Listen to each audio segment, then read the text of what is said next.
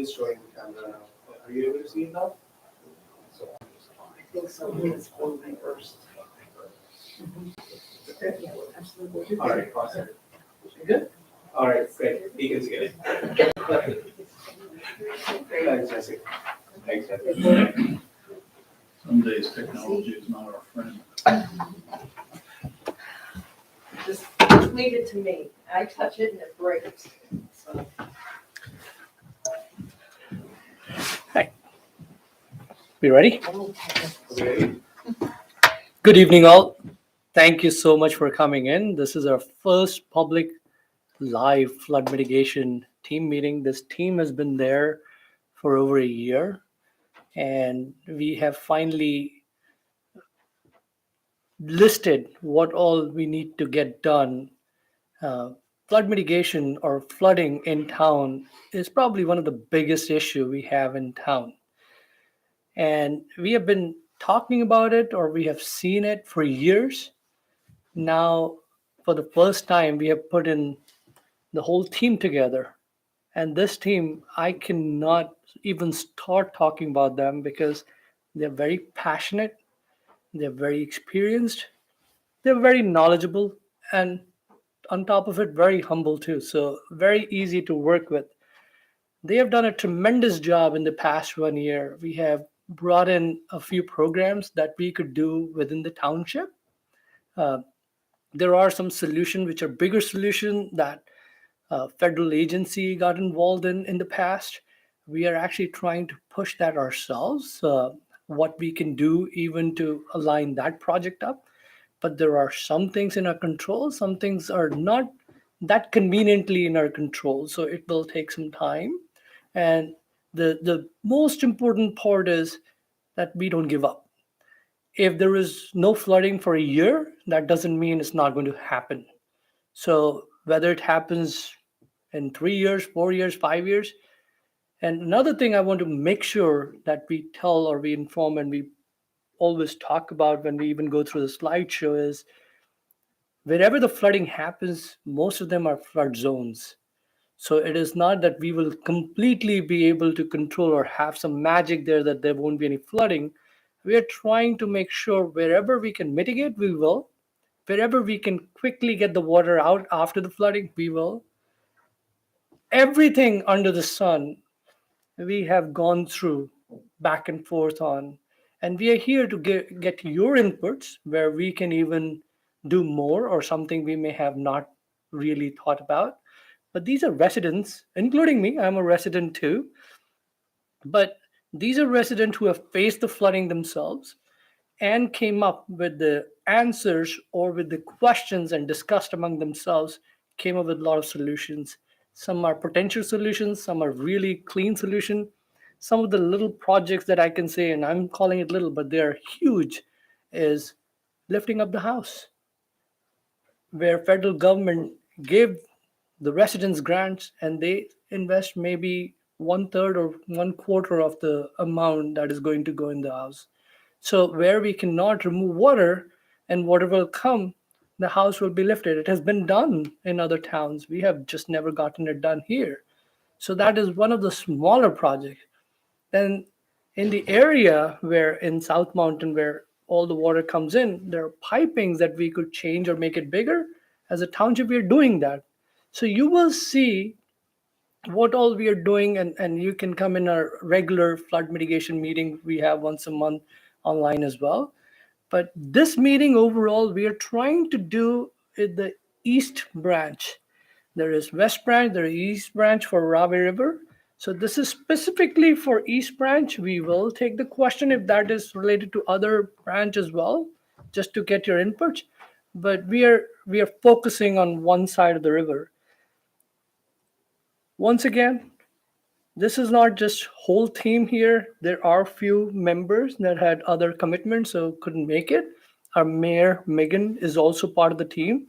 Unfortunately, she couldn't make it either today, but everybody here wanted to make sure that you got the information, including the people who have not been able to join.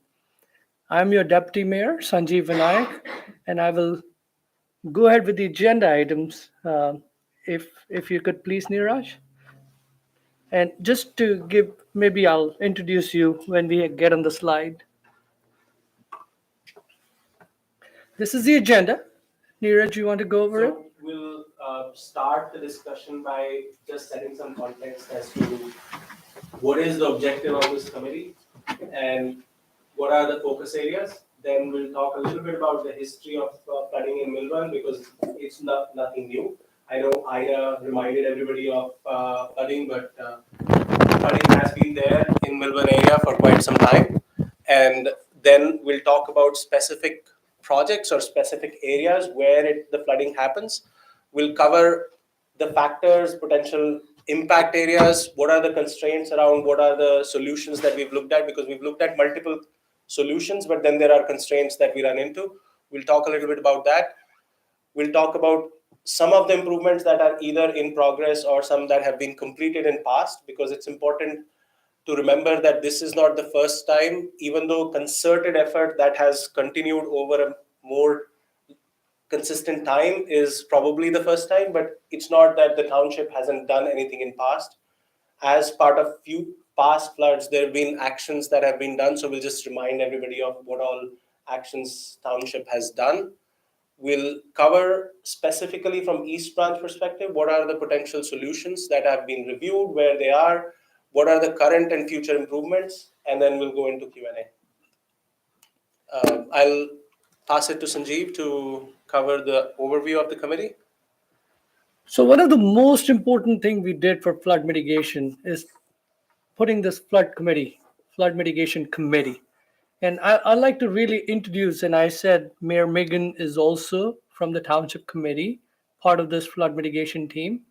I am also a part of this. So two of the TC members, we are Mayor and Deputy Mayor is in here on the flood mitigation. Then we have Vic Baines. He's sitting right here with me. Vic, say hi to everyone. Joe Esposito. Joe couldn't make it today. He lives on the Glenwood area. Miriam Kurtsoy, she couldn't make it as well for some family commitment. So everyone here who's listed here has done a great job. And I'm telling you, when I say they're passionate, they're really passionate.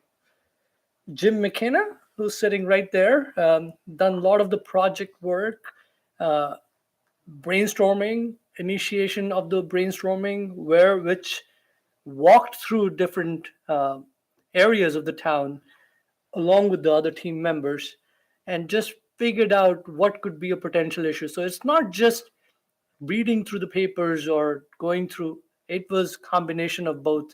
It was reading through the past history and also walking through majority of the area where the flooding happens and where it starts from.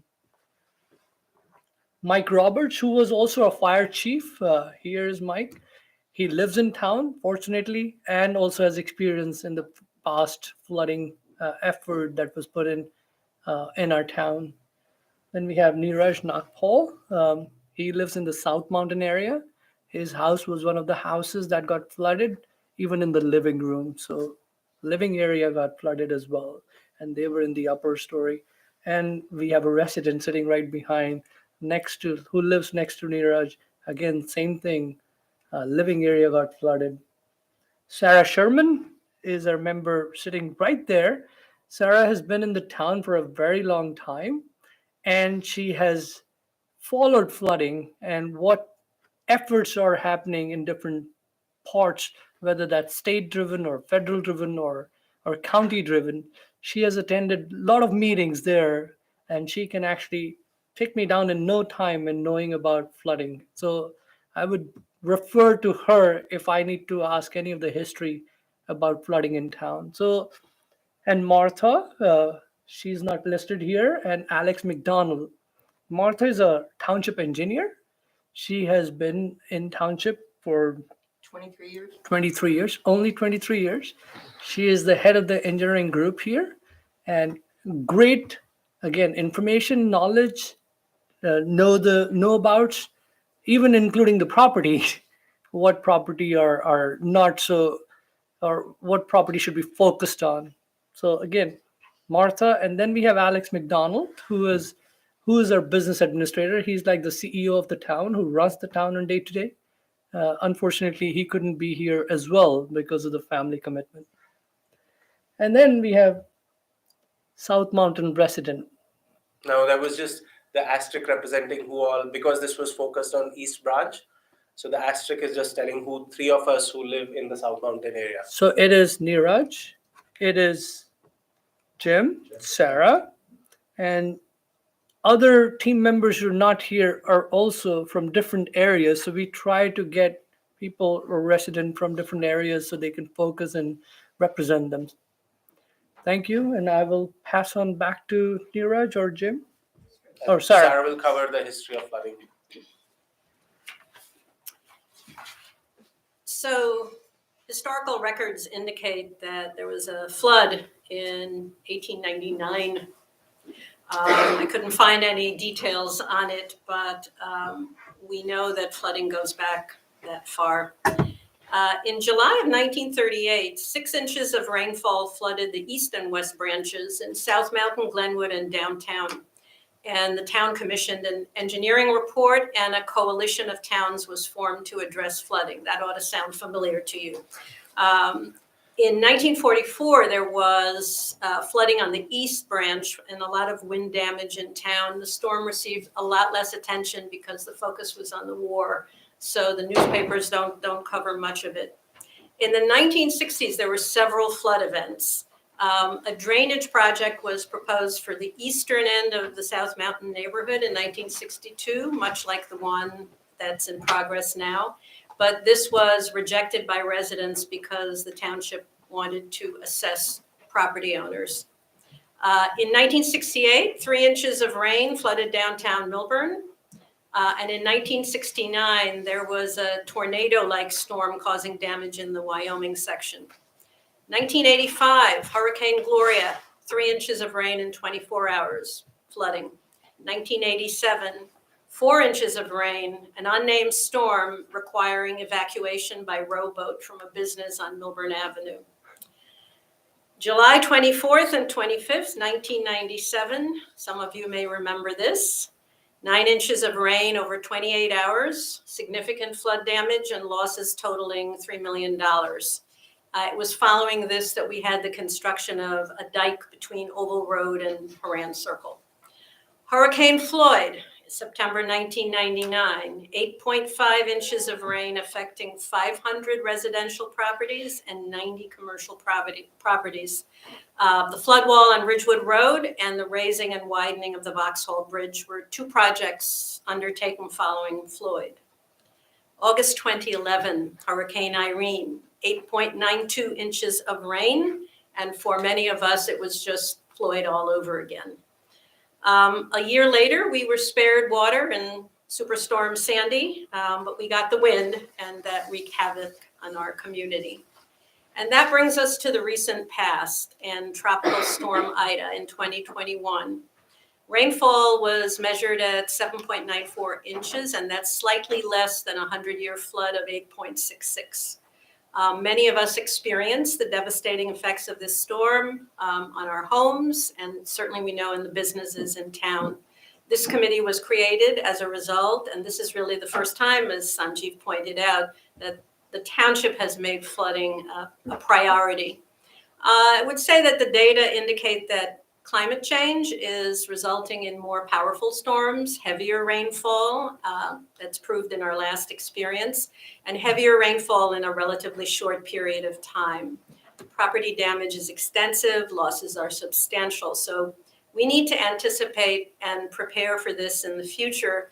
And I know we talk about 100-year storms. At some point, we're going to have to look at something that is possibly more powerful than that. So this is the history of flooding in the township, and now we'll turn to what the committee has been considering along the East Branch of the Rahway River. Thank you, Sarah.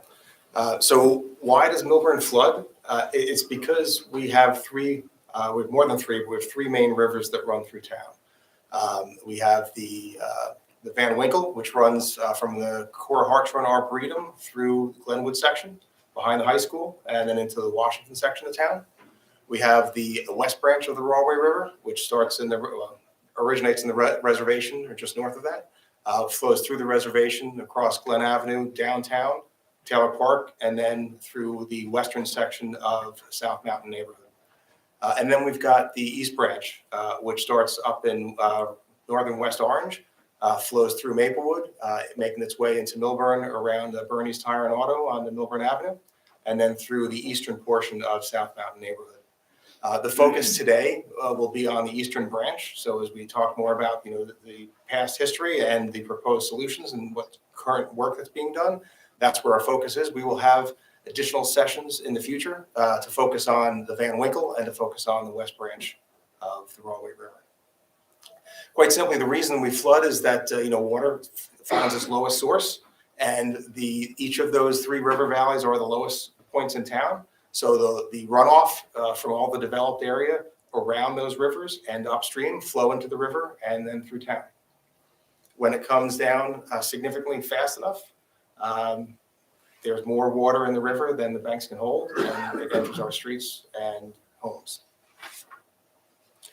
When we look, next slide, for the amount of area that's covered, just focusing specifically on the East Branch, everything from the edge of the South Mountain Reservation through the Wyoming section and parts of South Mountain and Milburn Avenue, all of that runoff makes its way into the East Branch, coupled with all the runoff coming further upstream from Maplewood all the way up through to West Orange.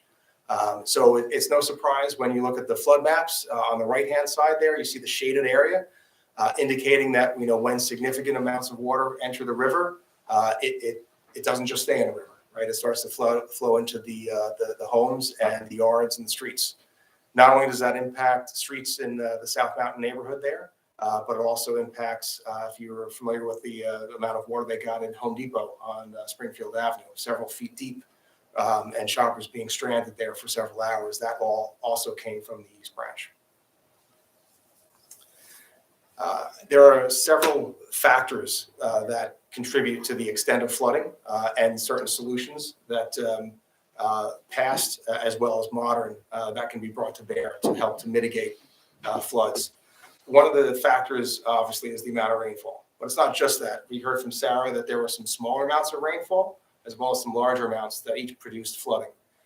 So the amount of impervious surfaces like pavements, as we've continued to develop the world around us, that produces faster runoff of rain, and it helps water accumulate more quickly in the rivers, which is not a good thing from a flooding perspective. Also, the condition of the soil, whether it's dry, whether it's already soaked, can have significant impacts on how much rain it takes to produce a flooding situation. The industry in the old days, the focus was on getting the water out as quickly as possible. That led to building storm sewers and floodways to get the water out of the neighborhoods and get it into the rivers. As development has continued and expanded, that did not scale well. So now the modern solutions is to actually slow the rate of the water entering into rivers so that you don't have that peak flood. You spread that out over time. And some of the solutions that are adopted today, if we're talking about new development, are things like green space, preserving green space along the rivers, installing detention or retention basins as part of the development. There's some work being done now and some new products with pervious pavement where you can have a hard surface, but water penetrates through it. So those are some solutions that are available in general, but a bit limited in terms of our application for a very densely populated, already developed neighborhoods such as Milburn. The other thing that we needed to take into consideration was constraints. And some of these constraints protect us as well as limit what we can do. One of the obvious things is, well, why don't we just build some higher flood walls, right? We've got some already, just build them a couple feet higher. Well, there are regulations against that, and that protects us so that Maplewood doesn't build higher walls and push their floodwater into our town. But at the same time, it prevents us from building flood walls that push more floodwaters into Springfield. There's also a challenge with the amount of water that is associated with flooding and big storms. It's a significant volume that would need to be dealt with if you're talking about redirecting it or trying to store it and slow it down. And then another thing that's been a challenge in the past as we look through the history to better understand what was done, why it failed, and what we could do differently going forward is you've got to have support across a vast number of constituents, not just federal, state, local government, but also residents. In the past, some of the proposals that were put forward were actually stopped by residents because they didn't like the solution. So those were all things that we needed to consider as we thought about next steps and what we could do going forward. At this point, I'll turn over to Niraj. I think Martha's Sorry, is it covering Martha? that. Sorry, Martha's Yeah, covering that's- that. Yeah. Martha, if you could turn your mic on. So, historically, before this whole town was developed, I mean, it started out as being a river town, like many, many towns throughout New Jersey. The factories developed along the rivers, and then the people built houses along the rivers, and without a thought to, how bad this was. So right around the mid-50s, we see when I look at old maps and I can see parts of town that were not even touched. There were no roads up in Short Hills. But after World War II, all the men came back from the war. Houses started being built everywhere up in Short Hills, and more impervious coverage started happening, which also meant more road development, which also meant more sewers. And also at that time, we didn't have a DEP. And, a lot of you probably know this already, but under the Nixon administration, the EPA was formed, and from that came the DEP. And the first set of regulations came out probably in 1973, I want to say, and it was probably a little pamphlet, maybe. The DEP regulations now are astounding. You just can't even get through them. But every year they seem to come out with more and stringent rules to protect us from flooding, to help protect townships, help protect individuals. We're talking about how we don't want to develop close to a river anymore. I mean, we have existing homes close to the rivers right now. We're not forcing people to move. We can't force people to move. Your homes are near a river. But when we have streams up in Short Hills, people want to build things adjacent to a stream that runs through their yard. We don't permit them to do it because we want to keep that riparian buffer adjacent to the streams. We want to keep it clear. So anyway, back to this. Our natural floodway in South Mountain, I've looked at old maps where the area right now where we're putting storm drainage in along Ridgewood Road, there were no homes along Ridgewood Road at that time. So that was all a natural basin, and there were no homes on Gilbert Place. There were no homes along Ridgewood Road across from the river between Gilbert Place and Mountain View, right in that section. And that was a natural flood basin. The same way with Oval Road and with Haran Circle. Those two roads didn't exist, and they were approved by the planning board to do those developments in the mid to late 50s. So again, there was no DEP to say, no, you can't build there. That was considered a natural detention area where Oval and Haran are, and the homes on Greenwood. That was a natural detention area, according to the State Water Authority. But somewhere along the line, homes were permitted to be built there, which shortened up that detention area, made it smaller, which makes the flood waters rise higher when you decrease the size of your detention basin. So all of this, historically, what happened in our town, it all served to increase the flooding that has occurred. So then we got smarter as things went along. The town got smarter. We had the DEP regulations that came in. And then we had flooding that occurred in, recent history. I would say Floyd, Irene, and Ida, those three storms were probably the worst. And after Floyd was when they began to talk about doing the flood walls and doing the earthen berm that is down in the Greenwood section between Haran and Oval. So those went in the early 2000s, the flood walls.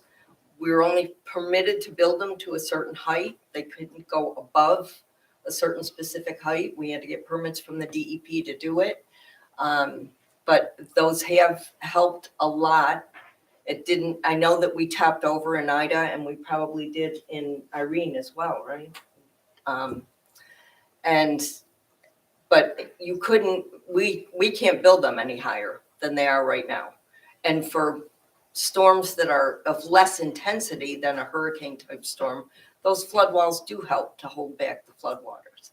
So we're doing whatever we can within the regulations to help mitigate flooding effects in the areas that tend to flood. We did put the pump station in Gilbert Place. It's our only storm sewer pump station in town. We have 5 sanitary sewer pump stations. This is the only storm sewer pump station. And we are currently doing a drainage project down there that will be hooked up to the piping that goes to the Gilbert pump station. And this will help Niraj in his rear yard, help drain that 8 feet of water that you had in your backyard. Once the river levels go down and those pumps turn on, we'll be able to evacuate the backyards now with this new project. But we're also procuring I think it's 125 kW generator that we'll be able to, it's mobile, we'll be able to move it around town where needed. But we intend to have it down in the Gilbert Place pump station. So if we lose power, which does happen, we'll be able to keep those pumps running. So we've got the money set aside to purchase that generator now. So, and the state also helped us out. This was something that we had talked to the state about a lot, was can you guys dredge out that area where the 2 branches of the railway come together under Route 78. That area was allowed to build up a lot of sediment. I mean, to the point where there was a little island with trees growing on it. That's how long it had been allowed to build up sediment. And the state, maybe about 3 years ago, and I think it was about an 8 or 9 month project where they dredged out underneath Route 78, and that has helped. So anyway, where are we? Prior proposed improvements not implemented. Proposed detention basin at the present location. Well, that was proposed in 1944, and that is in place now. So that we talked about. And the last one is actually Is now getting the done. project that we're doing right now. That was proposed originally after Hurricane Irene, and that's now in place. I mean, it's almost, by next week, the piping will be completed, and then we'll be able to just start the road restoration, the curb restoration, but that will all be done. And that's a long time coming. It's been sitting rolled up, ready to go out for bids for about 10 years or longer. And now we finally implemented it, and it was because of this committee. Because this committee is so passionate about, man, let's do something, and we did. And Mark, So- in 2012, it did not get done because I think there was a comment made as well.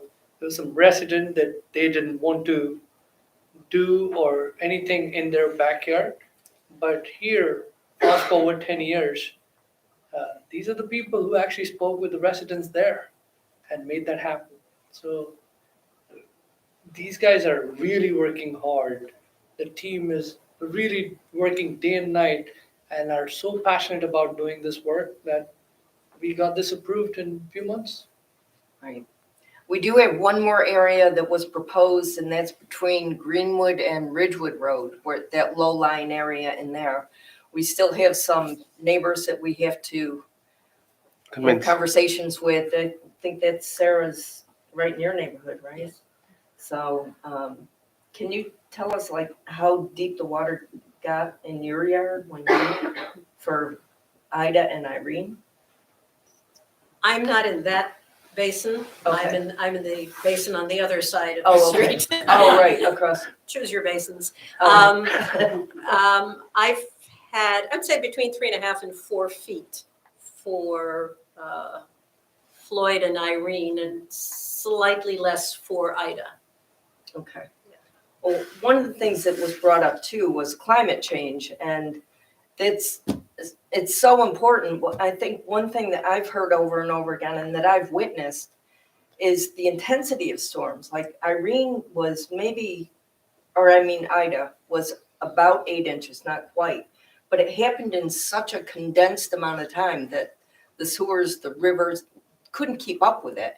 And after the rain ended, it evacuated fairly quickly, which is different than the type of storm that we got with Irene. So it's the intensity of the storms too. It's not just the number of storms we're getting, it's the amount of water and how quickly it comes. Sometimes these storms are just unbelievably intense. So it's all part of the climate change thing that we have to pay attention to. So. Switching gears a little bit, we started with just talking about committee overview, what the committee is doing, history of flooding, what are the constraints, what are the historical work that's been done, and last item in that history that Martha was talking about was a project that was proposed in 2012 but did not get resident support. Now we're switching to what is the current projects that are going on, what is the plan in future, what are the options that we've discussed so far. So this project is actually getting executed right now on the Ridgewood Street near the East Branch, where what you see on the red or maroon color, whatever, those large pipes are drainage pipes, storm drainage pipes are getting installed, where uh, these will take the runoff, the storm runoff that is coming through from rest of the South Mountain area and South Wyoming area. It all comes down to this specific set of houses and backyard, and it will drain from there to either on so there are two parts to it, one left side of Mountain View and the right side of Mountain View, and they will both be going into the East Traway and potentially having some positive impact on post-storm. I guess we want to make sure that we are clear that this is not going to completely prevent flooding. What it does do is make sure that after, and let me be clear, right? Once all this water is going to get drained into East Traway, and if East Traway itself is above the wall where it is coming out, there is nowhere for water to go. But once the river starts going down, then these drainage pipes will help reduce that and make the water drain out of the area faster. Or again, and we've asked engineers whether there is any benefit from flooding. Nobody would confirm it. Logically or hypothetically, optimistically, what we think is that if the water that is coming here before the river has actually flooded and breached, if that water makes it to the river first, then potentially there is maybe a half a feet difference, but engineers won't commit to that. So it's post flood recovery that speeds up because of this project. Next slide.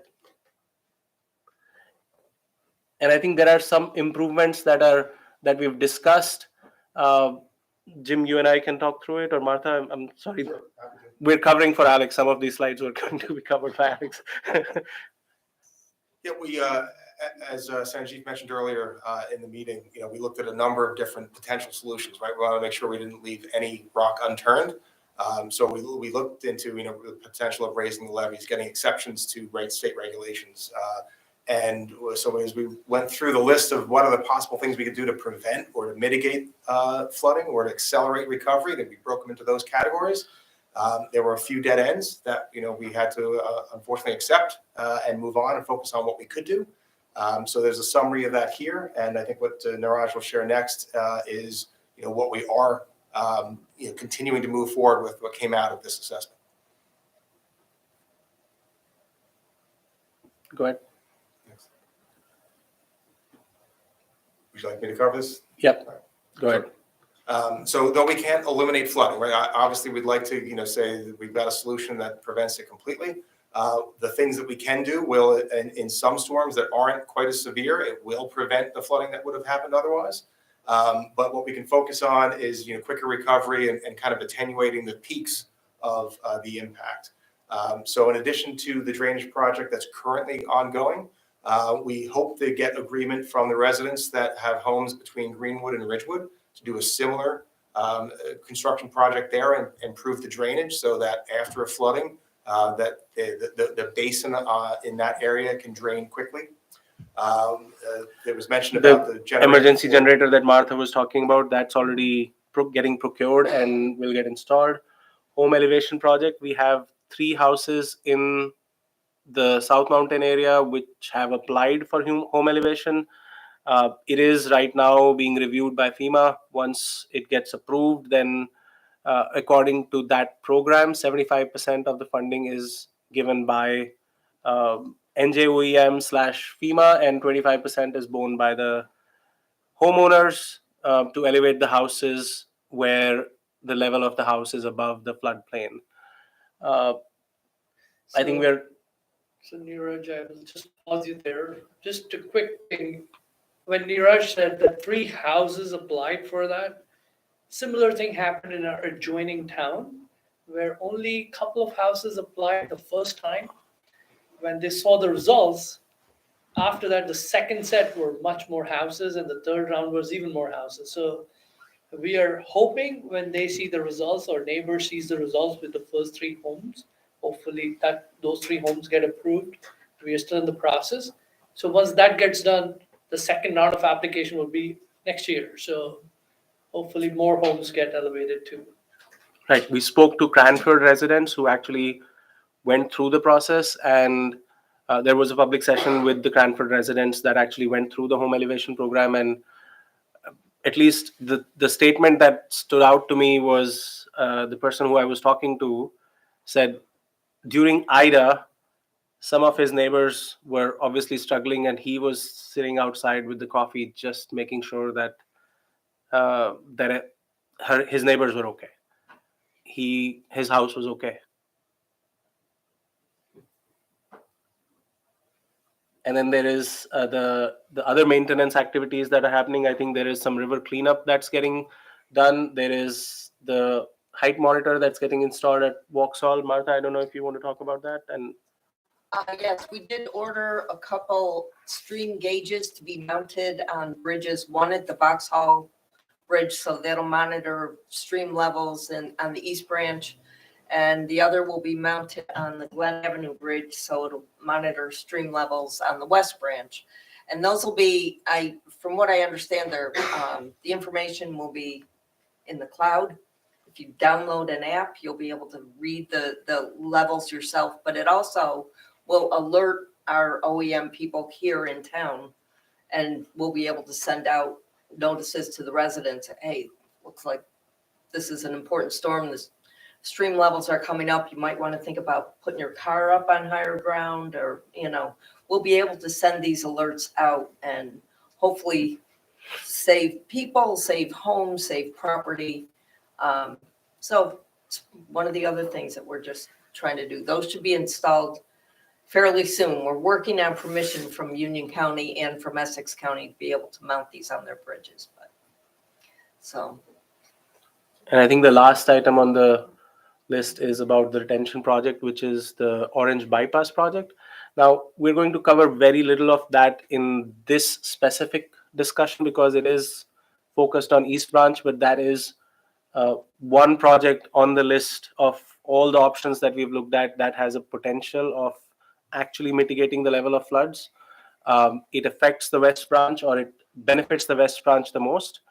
And the idea is to, before the flood storm, if we get a day or 2 days warning, then there is the bypass pipes that will reduce the level of the Orange Reservoir. I don't know if you can talk a little more technically than that, but it'll bring down the level of Orange Reservoir and thus make Orange Reservoir a retention basin where the water can collect and thus reduce the flow of water that will pass through Melbourne. So all the things that were discussed earlier was mainly after the fact. And as Jim had mentioned before, there's different ways of mitigating flood. And one of those is slowing down the water that comes in our area. And to slow down that water, which is coming from higher side, this Orange Reservoir has a basin that fills up water.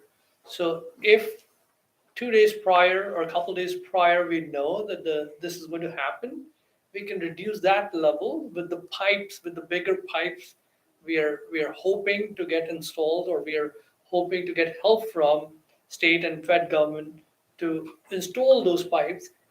So we can drain the water out before this even happens, so the level of the reservoir is down. And when this truly happens, the event happens, it will store the water there, or control the water there. So there won't be that much of a runoff downhill. And that is more coming from a naive person, not technical background. And Jim, maybe you want to add to it. No, I think that explained it very well. But thank you. And Here is our mayor, Miggins, Sorry, who's I had we 7:30 on my, introduced you already. I had 7:30 on my brain. That's why I was here at 7. I apologize. We just recently met with Mayor Dwayne Warren of Orange and his business administrator, and it was a very fruitful meeting, we thought. And so we're working on doing the first piece of it, which is the measure, I don't know, the tech. The survey. Depth analysis to make sure that there's enough depth that we can drain significant amount of water out to then become the Right. retention. So that's the first, everything moves very slowly in government, and everything just takes a little bit of time. So we are working on that. It was a very, I thought it was a great meeting. So they're very receptive, I believe, to helping us. They just have to, make sure it makes sense to them. So that's the first piece, and I do believe we're heading towards that direction. So that makes me very happy. I would like to add something to that. Some of you may be familiar with this discussion of using the Orange Reservoir from years past, and we had hoped to involve the Army Corps of Engineers. They have no interest in it. It's too small a project. So the Army Corps is looking at an area downstream of Milburn. They're looking at the Rahway River Basin at the mid-level, south of us.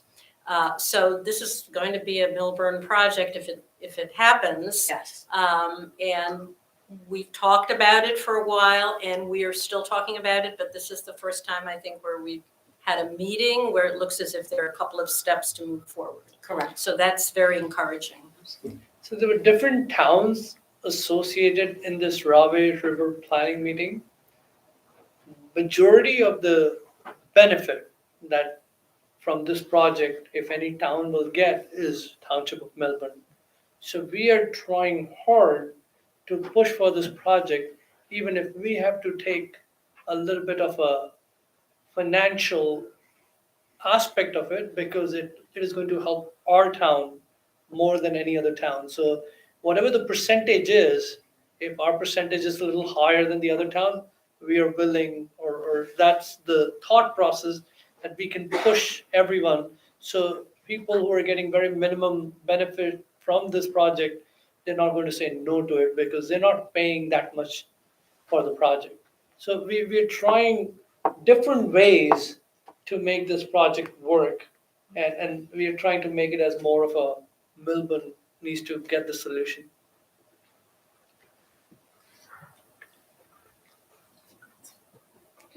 So I think we're last one moving. is Yeah, I think we're moving to Q&A. Alex McDonald will keep you informed as we progress. I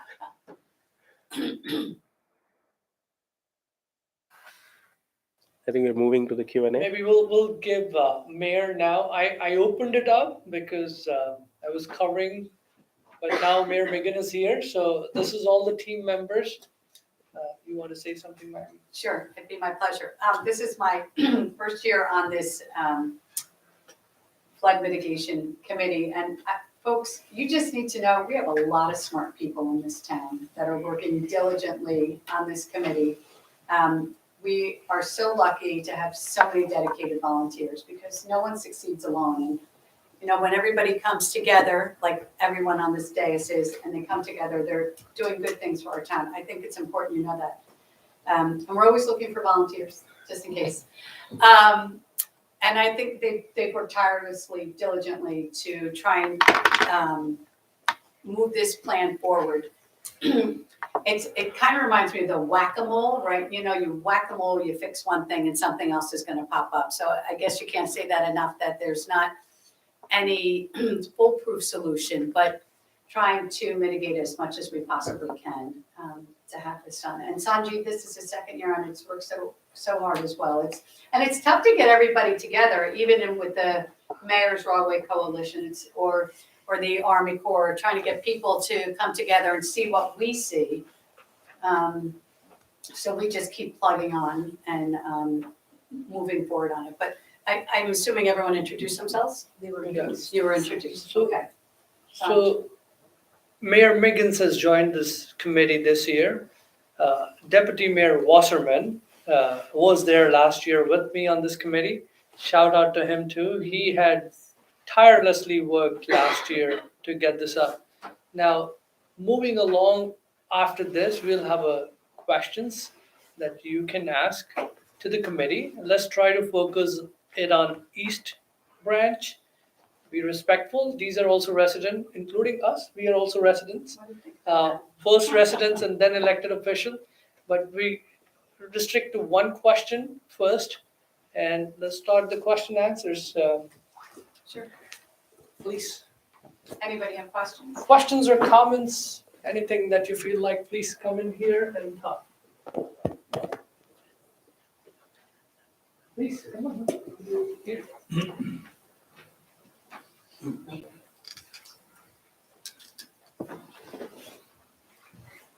Hello, everybody. I'm Roger Timpson. I've lived here for a very long time. I've seen most of the storms, not the 1899 one, but Yeah. many of them after that. Two quick comments. One is I know people who had their houses raised. It's not technologically difficult, it's not outrageously expensive, and it's not bad looking when it's done. And I think it's something to be encouraged. And the other thing is dredging. I guess if I was being unkind, I would say a lot of officials don't see the merit in allocating money for maintenance. They like capital construction because they can say, see, we built that. But it's the maintenance that, I'm a civil engineer, and I know what bad maintenance does. And I've toured drainage and water management projects literally around the planet. And I can tell you that the big killer, if you go to Venice these days, you'll stand in a foot of water in St. Mark's Square because they built this beautiful thing and then didn't take care of it to the islands that separate it. So if I was going to make one suggestion, I would say the dredging needs to be pursued. Everybody should have a name tag whenever you meet with an official. It's to say dredge, dredge, dredge, dredge. Because that work under 78, I think, was, of course, long overdue. I think all the ponds I know we're only talking about the East Branch, but I think all the ponds in the South Mountain Reservation ought to be dredged. And I would raise the question that people look at it of the drainage facilities that we have, can they be made a little deeper? Right? A small increase in the depth of a water channel, especially when the water is moving faster during the storm, can increase the capacity significantly. Thank you. Thank you. And as an aside, Roger you. is the head of our environmental commission in town, so volunteers. Sir?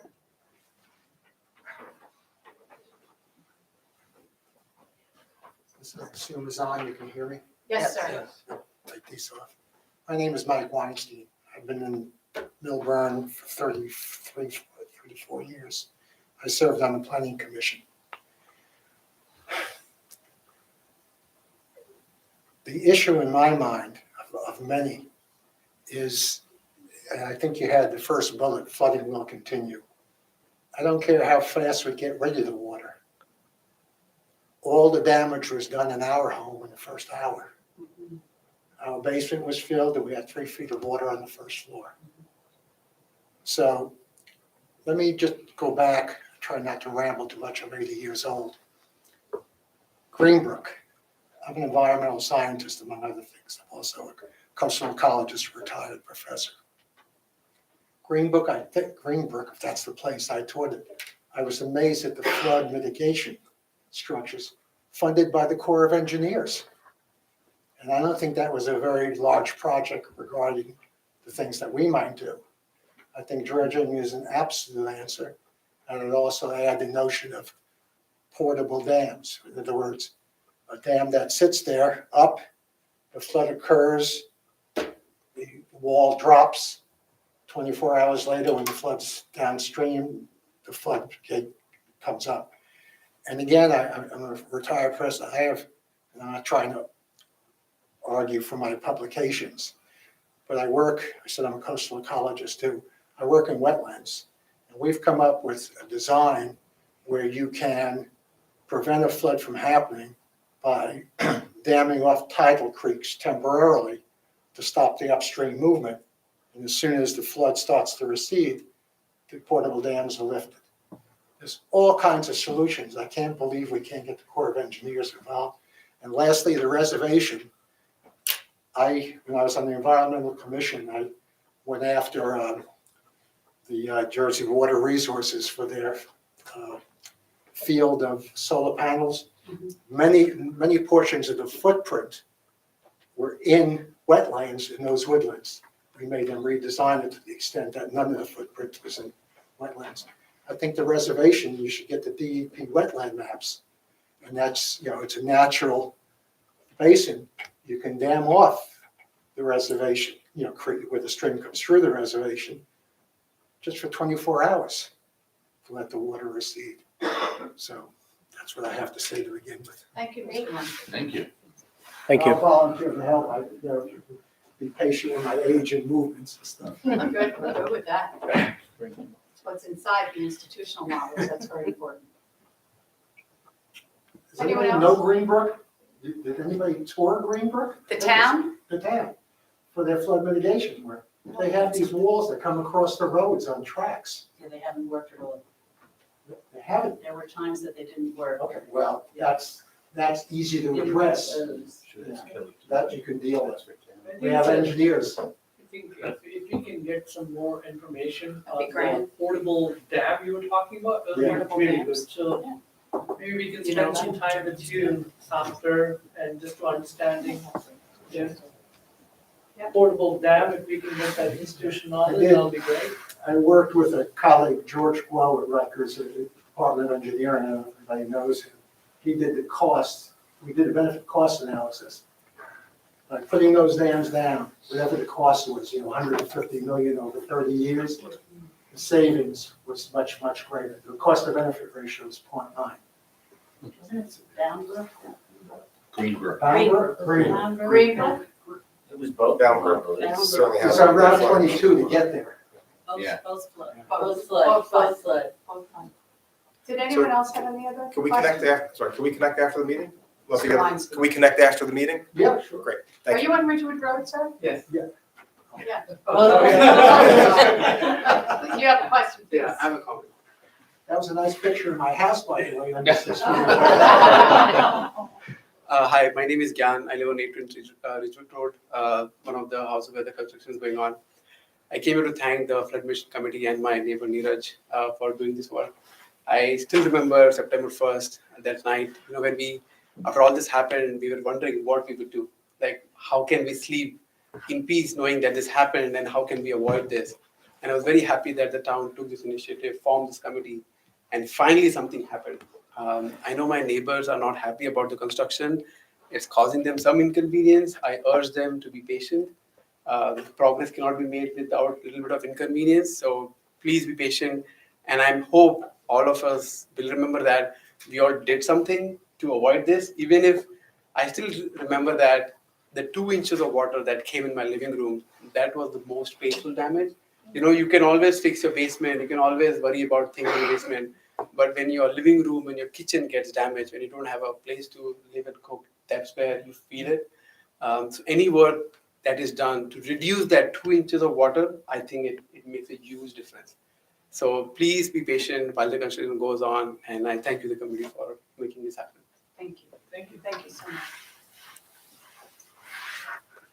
Anybody else, questions, comments, concerns, please? I mean, if you don't have any more comments about the east part of the river, I have a comment for the west Ravi River. Yes, okay, anybody else? There was a lady and Yeah, then, and yeah, I then, want to explore. Hi, I'm Lillian Chang. I live at 799 Ridgewood. I was one of the houses that we had to evacuate, and we lost our home. You know, it went up into our living space. We're a ranch, so we had to move out for a little bit. But I want to say that our house is one of the ones that got the first brunt of the construction work, and I just wanted to say thank you because I do see a difference. A couple inches of rain will completely fill the yards behind our four homes. And since the work has been done, I don't see that water anymore. It's really been very. And I know that there was a lot of and I know that there's a lot of discussion, and I'm also wondering when they're gonna put my fence back so I can let my dog out again. But that's fine, you know, and it's okay, but I just wanna say that it seems to make a difference, and like Jan said, those 2 inches, those few inches that got to my first floor, the basement, it's fine, but I can fix that, but like, we lost a lot of things, and we had to replace it all, and I don't wanna do that again. So, I mean, if we could just safely, hunker down in our home and feel like it might be safe, it made a big difference. So, thank you, everyone. Thanks a lot, Lillian. CEO is not here, Alec McDonald. I'll just tell it for him. Can you put the fence, please? No, I think we had one session during the afternoon on the Ridgewood Street, and what I heard from Alex is all the heavy lifting part of the digging, etc., and all of that should be finished in about a week, and that's when the project moves to restoration phase of the project. This is when the person is not here, you can just come into it. Yeah. I think it's a Thank you. week. And thank you for all your time. I know you guys all work really hard have real day jobs, and this is, a great project to be involved in. So Thanks a lot. Thanks, Lillian. yes. I have a question regarding flooding in the Wyoming section, but it has nothing to do with the rivers. Is it appropriate to ask the question? It's for Wyoming. Right, okay. So, my name is Sean Daly. I live on 88 Myrtle Avenue. I used to be a fireman. I used to work for Public Works. And 2 years ago, the gas company did some work on our road. Now, if you've ever been through the Wyoming section in town, you know that the storm system is too small for the rainwater it gets. And the gas company did some work, and then they repaved. Well, they repaved. They buried the gutter. There's no gutter on one side of the street. So the water that comes down Linden Street, Chestnut Street, and all those goes straight over the curb. And there's no gutter for them to gather. And that's the only side the basins are on in that area. There are only 2 basins on my side of Myrtle Avenue between Glen Avenue and the school. And to get all that water coming down, and then to add insult to injury, the gas company, like I said, they buried the gutter on the other side of the street where the basins are. So there's no way for the water to even get to the basins. I sent an email to the DPW. I got an email back from a girl in engineering, and they said that they were applying to redo things there. And I'm saying, no, this is not the long-term issue that's been there as long as I've lived there. 2 smaller catch basins, and 2 smaller storm systems. This is somebody making things worse. And who's responsible for quality control when, the roads get paved? Because I got to tell you, I helped my neighbor pump out his basement for hours because it was just coming down, and there was just no way. There were 2 feet of running water in my driveway. 2 feet of running water. I almost got knocked over because there's no way for the water to go. So I have a question for you. Shoot. Thank you for bringing this to our attention. However, my question is, before they paved over, public service paved over, was there any issues with the water? It was just the regular ongoing, not enough, the catch basins are like this shape in that section. They're not standard size catch basins. So there was always a little issue, but now it's like. Martha, wasn't public service just on Myrtle paving and everything Yes. recently? Yes. 2 years ago. No, but of late, like I'm saying, in the past couple days, Yeah. weren't they back there the past couple of weeks? And you're gonna see the water company come out because they're doing something. They're there in now. Myrtle. They're, that's good because we are within a month, we're gonna be going out for bid to repave Myrtle Avenue from Glen to the Maplewood line, and we're replacing all of the gutters as well. So we're pulling out all those gutters. We're gonna reprofile the road so it's not as big of a crown. We're adding drainage. We're gonna put Belgian block curb in. God bless you. It's And- gonna, and it's so- gonna be We done should have, this we should have summer. said, we'll look into it for you. And then As someone who's worked as someone who's worked all of those storms, I think this committee is long overdue, and I greatly appreciate the work you're doing. Thank you very much. Thank you, Sean. Thank you. Anybody else Yes, there was, on the sir. Instagram? Oh, no, oh, he was the West. Yes, I just had one thing. The Mayor's Council on Rahway River was started, I believe, in 2012. Yes. And this is the corridor, all up and down, all the way down to Cranford and up into Milburn. So, and it's been meeting periodically. In the beginning, it met frequently. Then it kind of slowed down for a little bit. But the Army Corps of Engineers was heavily involved in that in the first few years. And they came up with, it was 10 different solutions that they came up with. They all had to be rated with the cost benefit ratio. It had to have the benefit to cost ratio had to be 1 or greater. And they rated all 10 of the different solutions that they had. And one of them was a dam. It would have been on Brookside Drive. On Brookside Drive, there's that one real low area of detention where the road curves around and it goes down way low by the river. It's a big area, and the proposal was to put a dam there, but it would have blocked Brookside Drive totally. And Joe DiVincenzo wouldn't sign off on that. That would have been a solution because it would have held back a huge amount of water.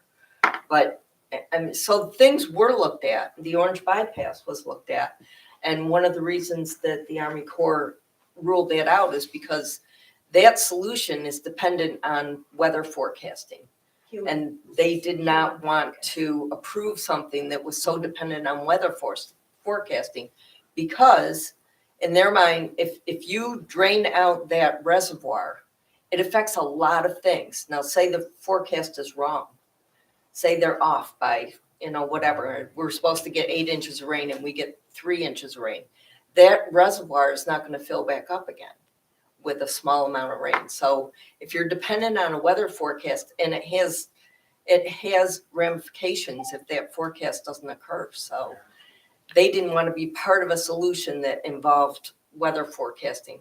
I think now it could be different because our forecasting it's actually really pretty accurate right now as to where you're going to get water. I mean, even down to different points in town, they can forecast things. So, And I think part of Make the dam portable. I mean, it's can be moved, raised or slid in either direction. That's what they have in Greenbrook. it'd be something that we could look into and see if it would be That's feasible. where I think the time spent with the gentleman after will be there. Just one last comment, and I'll shut up. We talked about climate change a little bit. Frequency, duration, and intensity of storms. The best numbers I can give you is our FEMA results. We got $76,000 for Floyd, 110 for Irene, and 210 just now for, so. Yeah, it's inflation important, but the intensity, the frequency, and duration of these storms is increasing. We had much more damage from Ida. Right. Even though the total amount of rain was, Less. plus or minus an inch or two. I wanted to add something to what Martha was saying about the Rahway River Mayors Coalition. Alex McDonald is involved in it, and he updated us recently and said there will be a public meeting in the near future, let's say in a month or so. And the Army Corps has teamed up with NJDP. They need a local partner. And I think they're trying to hold a meeting maybe someplace like at Union County College so that people can come from all the towns nearby. And they will be discussing whatever it is they plan to look at in the mid-level of the Rahway River Basin. but they're not interested in the Orange Reservoir at this time, so. Okay. Sir. Hello, everyone. My name is Oğuz Ertekin. I'm a structural engineer. To be specific, I'm a bridge engineer. And I live on Glen Avenue, right next to the Railway River. My home is the second home from the bridge on the Glen Avenue. I mean, as far as I see, the committee did a great job, and you guys pinpoint the reasons, and you come up with lots of solutions, and some of them are being implemented, I guess. So that's great. I just want to actually, I already talked with Jim, I think, about that. I just want to point out one possible other cause. 1.5 years ago, when we had that storm, I had a great opportunity to watch the river from my window. So what happened was, I mean, we have 3 choke points, and these are the bridges. One is on the Glen Avenue, the other one is on Essex Street, and the other one is on the Milburn Avenue. Now, usually, I mean, these bridges are designed according to 75 or 100-year flood, and so they have enough clearance underneath. And what I was observing is the water was so much, but it was going through smoothly. But then there were lots of big logs also coming through. And I mean, I'm just going to show you one photo. This is not that. This is just some exaggerated photo to make the case, basically. What happens is, and this exactly what that happened. So, I mean, if that debris and the logs, if they clog the bridge, it's going to flood right away. And this is exactly what happened. I was watching it, and then suddenly some big logs, they start to come and they piled up, and then the river started to flood from the left side, the whole Glen Avenue. There were lots of cars on the roadway, and big logs suddenly came, and it was a chaos. I mean, it was crazy. And I think that's one of the main reasons why these downtown was also getting flooded. I think all those debris, they are blocking the bridges, and then the water is just getting on those stores and everywhere. So, I mean, this may be another reason. And I mean, there are some mitigations. I also bring some other photos. There are ways to stop all this debris. And we have ponds, there are 2 ponds above, right? And there's a huge, big, I mean, it's not a pond, but it's kind of it's a bigger pond. So there are ways to stop this debris. So this can be another solution that you guys maybe add in the list. It would be good if you could share these pictures with us. Sure, And sure. Also, that pond and the bigger pond above it is the Orange Reservoir we were talking about. That's yours. Yeah, I mean, I'm talking about actually probably those 2 small ponds, Diamond and the one above that. Those 2 may be enough to hold those big logs and the debris, and then they can be cleaned after the flood, basically. Thank you very much. What is your name back to, sir? My name is Oğuz Ertekin, OGUZ. OGUZ? Yeah. Where can he send these pictures? Jim will get it. We'll connect with you right after. And Also, we're doing a different presentation on West Branch. I know, I will attend to that one as well. Good. Did anyone else have any other comments or suggestions? I have a quick question. Yes, this is, by the way, ladies and gentlemen, Deputy Mayor Nayak is here. Committee woman Annette Ramon serves on the Township Committee as well, and she has come this evening. Thank you so much for Hi, coming. everybody. I am behind Bernie's. And every once in a while, and I'm noticing it's happening now, I've got water in the basement coming up through the floor. The floor's wet. It's not raining. Brown It's not raining. So I think I might have that branch like right under my house. It's literally coming up under my staircase. So like little puddles of water, and I'm noticing it like through the cracks of the vinyl floor. Every once in a while, I get some water. I've got a sump pump. I mean, I'm not going the French drain now because I can't afford it. But I don't know, I mean, it has to have something to do with it. I don't know if you have any ideas. This happens throughout town. It happens in a lot of places. And I tell people, I've gotten calls like this for 20 years. Sorry. Like I said, I've gotten these calls for 20 years, and certain areas of town, I tell people, there's a reason they named this road Silver Spring. You know, there are springs in this town. There are springs all over this town. And the Wyoming section is big for that. They're coming out of the mountain. There is just, we see, what is it, Locust Grove? Here's a natural spring Right, over right. in Locust.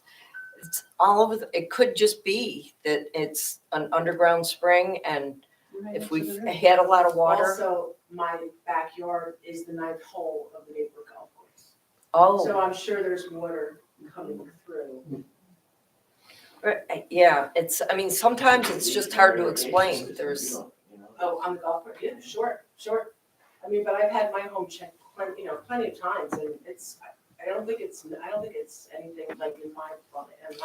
a lot of times too, in this time of year, before anything has started growing, we're just starting to see the trees starting to bud now.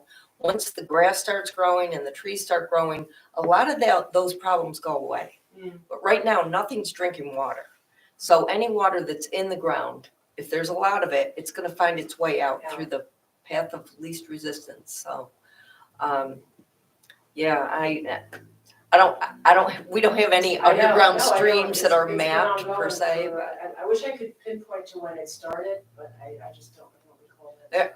Is your lot sloped? Yes. Okay. Yes. So you might want to look on the uphill side and see if there's any Yeah, the point of uphill side entry. would be the golf course, right? Because like if we get like bad rain, the way it comes through the golf course down my driveway, it's definitely coming through the golf course. I wish I had a solution. We can come and look at it. Okay. We do that. We come out and look at things and see if we can make any suggestions. So. Yeah, I'm just noticing it now the past couple of days. Anything else? But thank you, you're doing, this was a great meeting, and it's wonderful to hear happy stories. So, thank you. Anything else you want to make comment on? Yes. In regards to emergency services, I spent 37 years in the fire department. And I hope the township knows that prior to most storms, the Office of Emergency Management locally and all the department heads get together prior to any storms. We talk about what needs to be done. DPW is out there days before, checking the rivers, clearing whatever debris they can. And, we prepare for, helping the citizens before and during and after, hurricanes. So it's not like, oh, it's going to rain. What's the town doing? Believe me, days ahead, if we have the warning, they're out there. Jim, did you want to say something? Yeah, thank you. Just wanted to add to some of the question about the West Branch. Definitely there are constraints like the bridges you mentioned. We have looked at some of those constraints. The town has taken some action and installed some barriers. Just before the Milburn Avenue Bridge, there was an issue with cars actually being swept in the last flood and producing some blockage of that bridge. So they've installed barriers. So now cars or dumpsters that are back there will not, make that happen again. Doesn't stop logs and trees. But that is one of the things we've been looking at. We did prioritize, though, the work on the orange bypass, because if we can get that working, that greatly reduces the volume of water that comes down, and it makes those constraint points much less of a problem than they are without that solution. And those bridges, historic bridges, changing them. The historic bridge is the railroad bridge, I think, 18 something. All three of them, what you just. They're also, they look pretty new. They are like still high order and complete. And that was done. Well, Glen Avenue was done recently. Glen Avenue was done. Glen Avenue is a new bridge, yeah. It has elastomeric bearings on it, so it's a new bridge. I can see The that. Milburn Avenue Bridge was recently replaced. Milburn was too. The one that hasn't been done recently is the one on Essex Street. So. And the next day, actually, Glen Avenue was like an apocalypse. There were like lots of cars, on the roadway, all flooded, big logs, and it was horrible. But even just to add from river maintenance perspective, every time there's been a rain projected, we've asked Alex and Martha and others, okay, are we preparing for it? Are we preparing for it? And every time we've heard that yes, before every weather forecast, the emergency services, the river maintenance people do go out to rivers to look for logs, to look for any debris that they can clear. And there is regular maintenance of rivers that is scheduled right, Martha? Yeah. Which is taking care. Having said that, that doesn't mean you can fully prevent that log from coming. But I just wanted to mention that there have been discussions, and there is the Office of Emergency Services and other DEP do go out to look for any debris in rivers. You know, with all the residents in town, we have a lot more eyes. Whatever township does or emergency services does, it is based on what they feel they have the information, and they will go out there and do it. But if you find anything, it'll be great. There's an SDL portal on the Milburn Township website. So anything that you feel is a concern, or you think it could be a benefit or information is beneficial for the township, please upload that. You don't really need to have an account there. If you have an account, it's even better because you will get a response back from the department. Anything, whether that's for the tree log or there's road that is water is flowing around, if you put in your request through the SDL portal, it actually goes to the right department and they keep a log on it and they work towards it. Whether they work within a day or a month, it all depends on what difficulty that situation is. But it'll be great if you could also go to the SDL portal and put in your request or comments or observation that you have. And they do respond. They will respond to you once They it's do. been satisfied. Engineering group head is here. She can talk about it.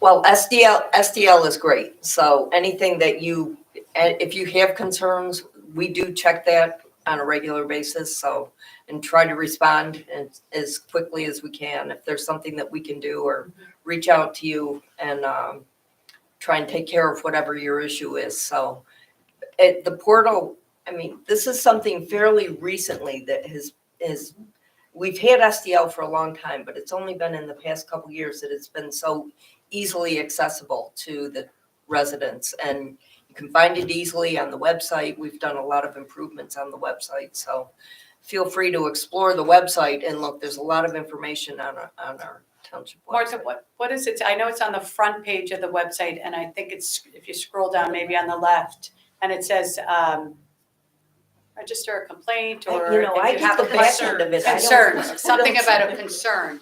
And Right. There's drop-down menus with it, and it might say, have a pothole, there's a tree down. Or you can just type in, and it just, oh, here, Sanjeev, where is it? File Right of here, concern, file of concern on the left side. file of concern. Do you want to open it?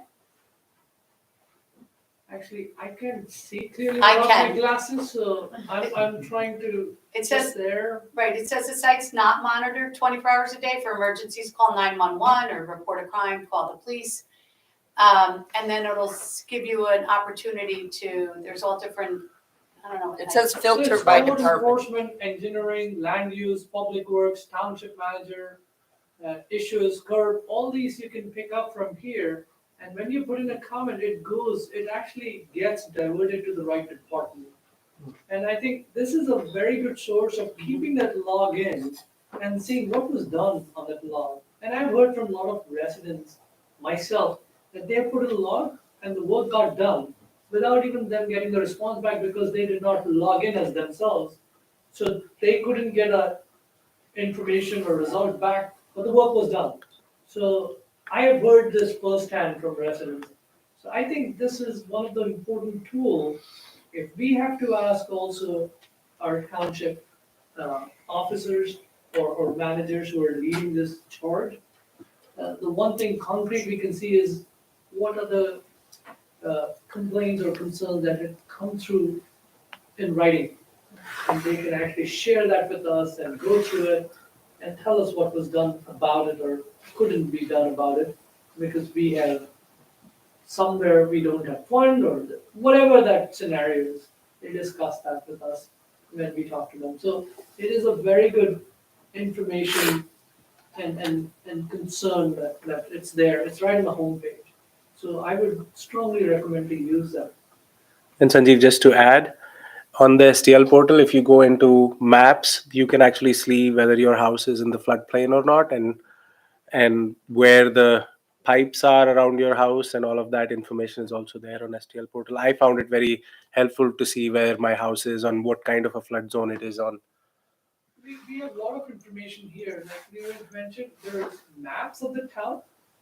There's also what zone you're in, and when I say zone, like township zones, but it is also will tell you if it's flood zone or not in the flood zone, or zone 1, 2, 3, 4, 5, and you can actually get a lot of information about the house right from this. It's a public information. There's nothing that we are trying to kind of keep confidential. Whatever is confidential will not be here.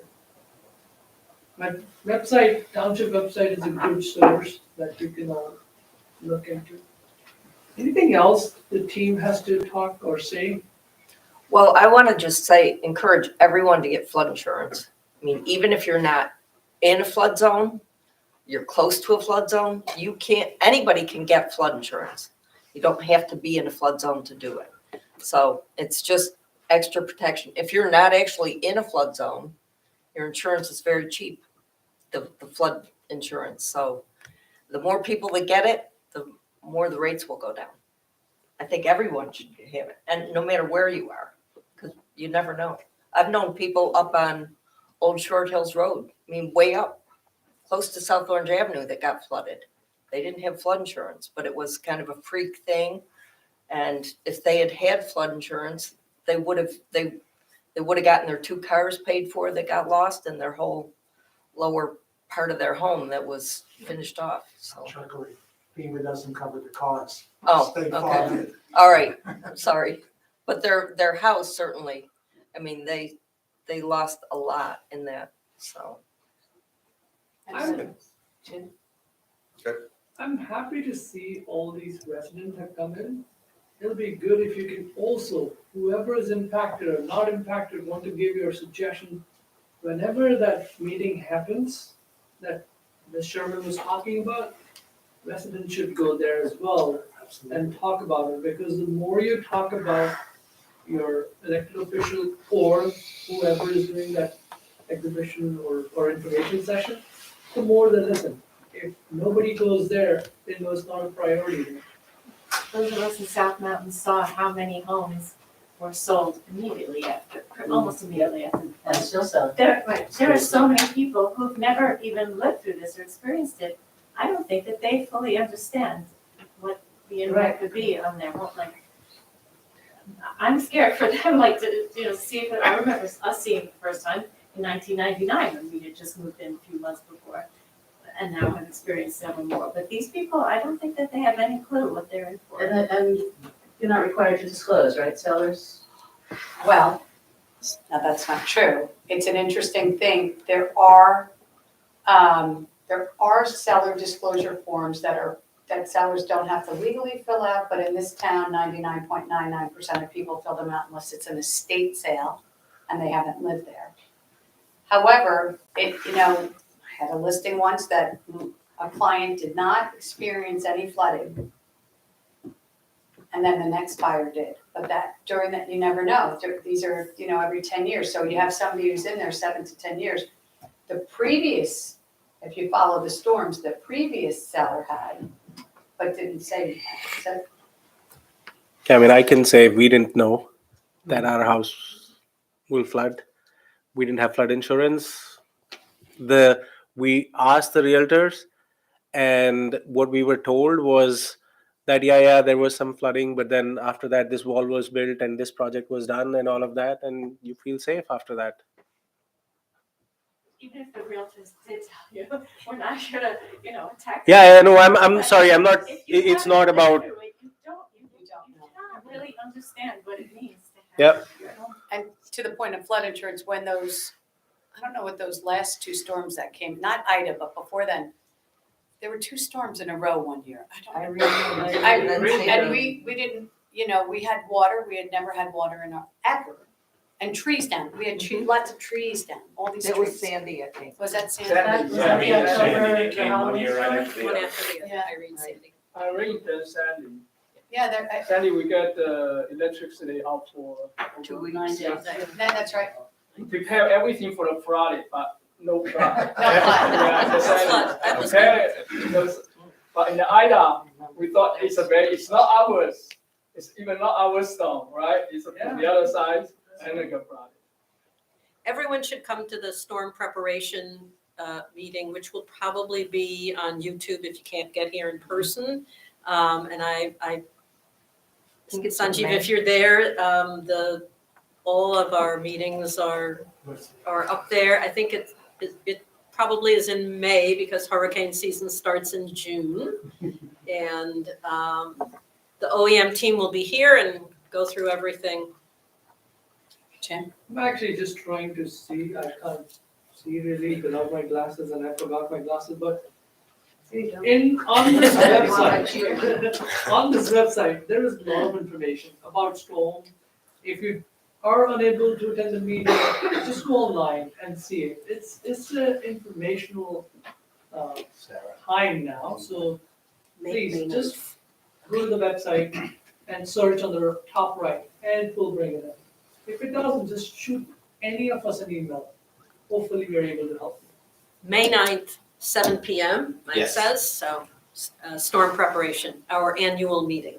Jim, did you have something you wanted to Thank you share very with much. us? I'd just like to say on behalf of the committee, thank you and thank the other residents. You've all been very accommodating. You've opened your homes. You've taken us through what you've experienced, although in some cases it can be very painful. That's helped us understand where the problems are, what we need to do.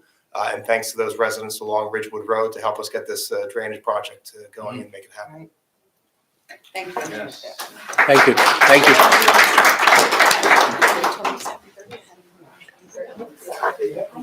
You have to, yeah. Okay, so 7.